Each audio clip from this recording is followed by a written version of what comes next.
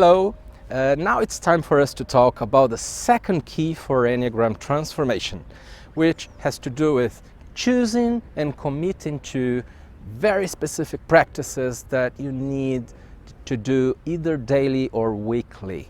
So there is no transformation without this kind of commitment.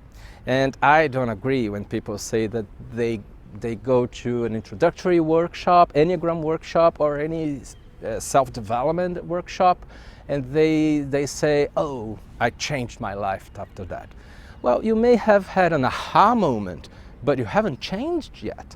You've been touched, but you need commitment and daily practice, little by little, to make it happen, to make change really occur and in a sustainable way. So what are general practices that all of us will have to encompass if we want to grow up?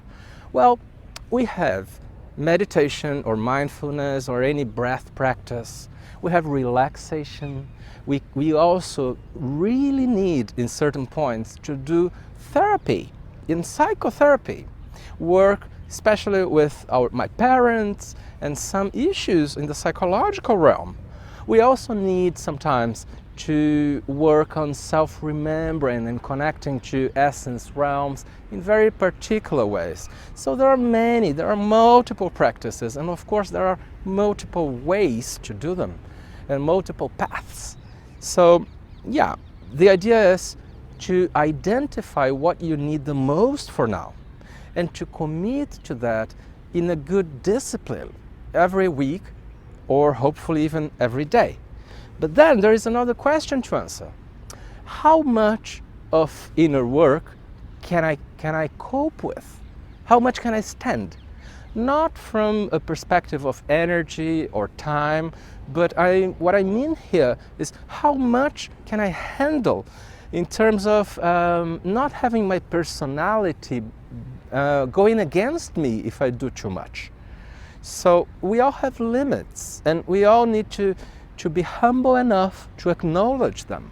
So how much can I handle? Maybe if I want to do more than I can do, I am being caught by spiritual ambition, which is not a good thing. So one last thing I would like to say is that when we do practices, a good idea to do when we finish them is to talk to personality and say, dear personality, now I invite you to come back and to reestablish. And feel free. Why would one do this? Well, so that we avoid falling down into personality, back to personality. The idea is that if we invite personality, we are in control. And we may say something like, by the way, would you please notice that you're not threatened by exercises like this? And please, would you allow me to do an extra half hour next time? So this is Gurdjieff's technique, and he called this fooling the personality. The personality needs negotiation. So commit to a daily or weekly practice and use all these parallel techniques to make it happen in the best way possible for you.